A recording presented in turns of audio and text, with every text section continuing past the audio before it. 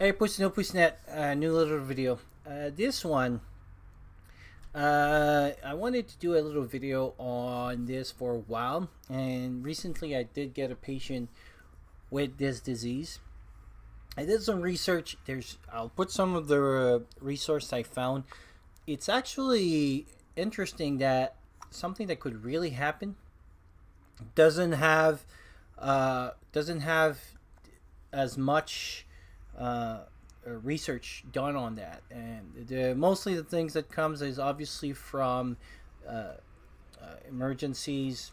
What the World Health Organization call emergencies, people wars and stuff that got reprogressed. And I don't think I ever heard people talking a little bit about that in the self-reliance medicine uh, sphere. But I think it would um, uh, be interesting and be actually an issue. And it doesn't take too long to become an issue. A lot of the resource that I had came from this book, and as well as other presentation that you'll see at the bottom. So let's start. So first, let's do a few definitions of the things. And so starvation is a physiologic condition where micronutrient content is inadequate, and we'll see that it's quite different than um, uh, other issues that sometimes we kind of confuse, like malnutrition. So malnutrition would just mean that you don't have as much. Starvation is quite different. Semi-starvation, as you can see here, is not enough food for energy and protein provision, and we'll see that it can create two different disease. One called marasmus, and the other one I won't try even to pronounce. One is energy deficiency, the other one is protein deficiency. A lot of the research I found on this, and I just wanted to mention it because people may still have like kids grow up, and obviously it's more in developing country that we kind of see this, but in a long-term scenario where a lot of people didn't have enough food supplies, didn't have a good prep, or let's say you're in a war zone and all your preps were at home and you had to leave pretty fast and they get to you. So it's not so much a thing to, well, it's a little bit of prevention for yourself as well and to prepare yourself.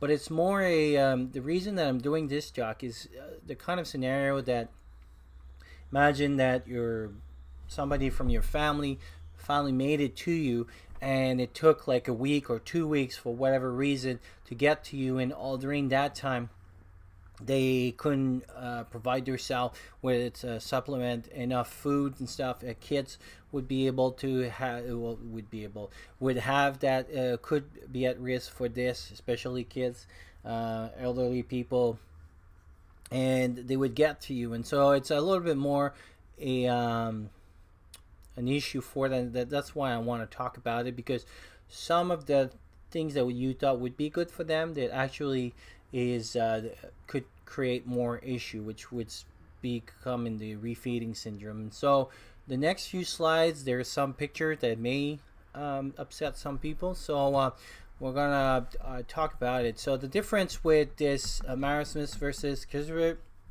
as you can see here, the occurrence and edema and activity, and I'll have another slide coming. So that's more what the people call marasmus. So it's a gross wasting of muscle is subcutaneous, resulting in emaciation. So emaciation is what you see here, like when you start seeing the bones and the ribs and everything. That's emaciation. And the body weight is less than 60. There's no edema because they don't lose. We'll see in the other, it's a little bit different, and we'll talk a little bit more about why edema happens. The full presentation, I'll put the link down, but yeah, those are from there. The other one, as you can see their belly here, is that so they have edema. So our liver produce a enzyme called albumin, and that thing is a big protein that has what we call an osmotic pressure. And what it does is that it pulls water and keeps it in where it should be in your veins. If you don't produce that in that protein, then you don't have that pull on you, and then the body is a little bit like a game of when you have those people pulling on ropes with a flag in the middle. So if one team pulls on one side, then things shift on the other side. So that's a little bit what happens, is that because you don't have that albumin inside your veins, then the fluid goes outside, and then that's where you start seeing what we call edema. So when when you put your finger in their skin, it's gonna leave a dent, or like here what they call ascites. So basically when their belly looks like big balloons. So that's another issue here. So that's a little bit of a difference. And then those are the complication, what they call the PEM. There'll be hypoglycemic, hypothermia, so that means low. So hypoglycemic means low sugar, hypothermia means low temperature. They're more at risk for infection. Electrolytes abnormalities, we'll talk a little bit about that. Dehydration, and again deficiency for micronutrients. So when we talk about before we talk about starvation, so starvation is kind of an advancement from malnutrition. So during a time of disaster, I think everybody will have malnutrition. We won't be absorbing what we really need. We'll be maybe lacking on green vegetables or something like that. We'll be more on other kind of food, and so we'll pretty much all of us have some malnutrition. But malnutrition then can lead to starvation. Those are the 6 things that can create malnutrition. So reduce intake, decrease absorption, decrease utilization, increase destruction, increase wastage, and increase requirements. So for example, let's say we have a disaster, you don't have as much food as you can, and then because you drink some of the water that was kind of iffy, you're starting to have diarrhea. So you got 5, increased wastage, because you're losing a lot of the waters and nutrients that you have in electrolytes. You got to reduce intake, because even if when you try to eat, first you don't have as much food, and when you try to eat, it gets out of in diarrhea, or you're vomiting it.